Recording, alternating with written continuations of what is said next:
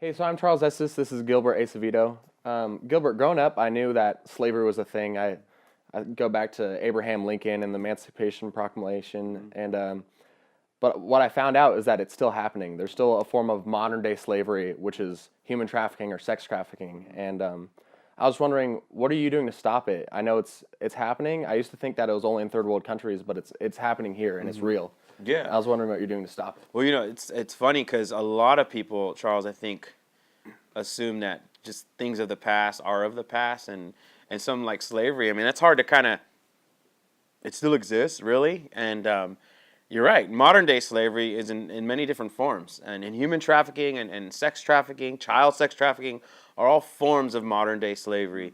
You asked about what I'm wanting to do about it. Well, it really bugged me when the reality hit me that it not only exists but it's here. I think you mentioned something along the lines like you thought it was something of history and in the past and something in other countries, not in America. And when I found out that it was not just in America, but Americans are also responsible for some, and maybe most, whatever. I don't know the statistics on. I don't think anyone does, but responsible period for a form or a part in that. It really bugged me. And so what I wanted to do is like, okay, I was like, I know I love to create art. I love to speak. I love to go places and do hands-on things. I wanted to find out in any way how could I use all those or any one of those to do something. And so I developed a company called Modern Abolition. And Modern Abolition, its purpose in a nugget is this: creating things that help inspire, inform, and bring change to the world.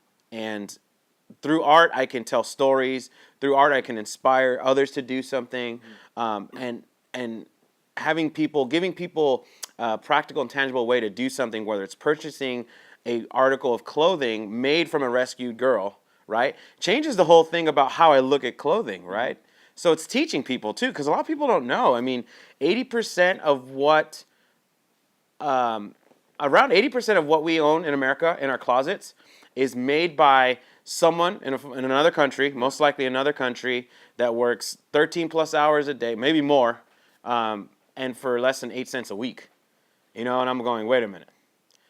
And then I get the question, well, Gil, what does that have to do with human trafficking and sex trafficking? It's like when people don't have the means for a sustainable life, things become desperate.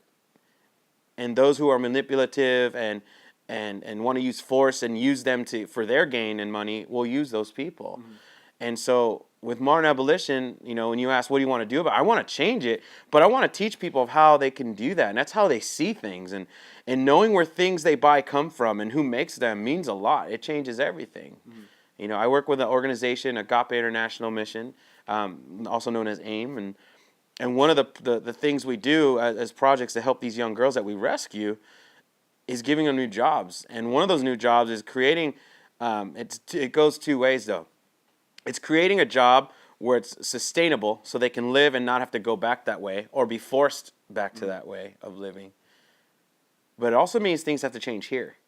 The articles of clothing we sell are signed by the young girl who made it. It's a face now. It's a life. You're not just buying a shirt. You're helping support a life that for change. And that's what I want to do. I hope it inspires others to do more. I think something that my friend Robbie and I talk about often is, would I do all this? Would I still do this if it only impacted one person? And I'm going, absolutely, because if that one person gravitated on it and was inspired and wanted to do something about it and changed everything, that like one person, if that one person was the right person and wasn't me, then that's awesome. I often get asked too, like, so why do you do it? Yeah. And I think for me, man, it's the potential of what it can become. I never would have thought that any form of artwork or an idea of having something made with a girl with a new life could change something, and it can. Your story, who you are, and what you want to do, and how this touches your heart. It's worth it because me choosing to do something, whether how big or small it is, got you and I in a room now talking about it, and I know your heart and you're excited about what you can do. So, the potential of what it could become is huge to me. So the rescued girls are the ones that are making the shirts. How does that come about? Like, how do they do that? It's really rad, man. So we, what Agape International has done, and it's really awesome, is the founders, Don and Bridget Brewster, didn't just say, hey, this is a sucky situation.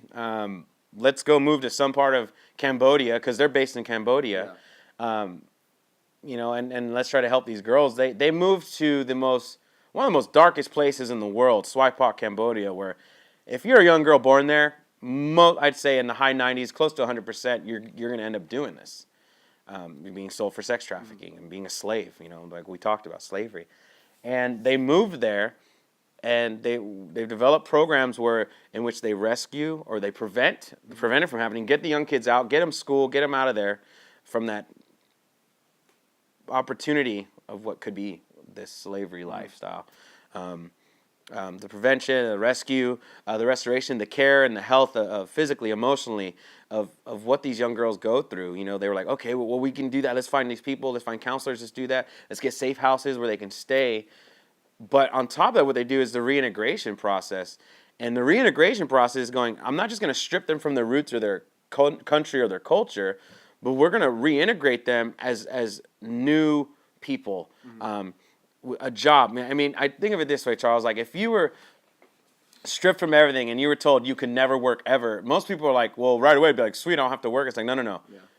Like, you remove work from an individual, you remove a side of humanity from that individual, that person. So when you have a job that you love and it's sustainable, you look at yourself differently and you look at others differently. What we're finding is through these new jobs and this education, by the way, the girls that were in our employment center make 3 to 4 times the national wage in Cambodia, so that it's sustainable, they can live, they don't have to go do other things, okay? They have free education, they get free health care, and they get free lunch at work. And they don't work 13 plus hours. Yeah. They work 8-hour days, and one of those hours is education. So it's like, okay, sweet. It's a job that they love, they're going to feel renewed, refreshed, and love, and safe. They're safe. And so we go, this is crazy. So now the culture around them is seeing them different. So not only do they see themselves different, they have a job, and it's sustainable, but that same culture they were in that looked at them as no value, as trash, now sees them as valuable. Yeah. And it's crazy how that's working. But with that said, I think I mentioned earlier, is people will ask, well, why in Cambodia and not here, right? We talked about how it's here. And this is what tripped me out. The girls in Cambodia are purchased by American men. American men go there. They pay to fly there, right? And they go to these places like Swipak, and they go to these towns, and they pick out which young girl they want.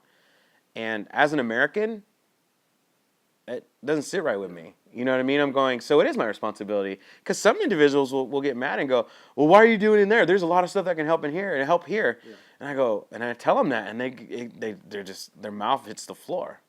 They're going, wait, what? And it's like, yeah, dude, like our people, us, are just as responsible because we're doing it. We're part of the business. So it's crazy, man. Yeah.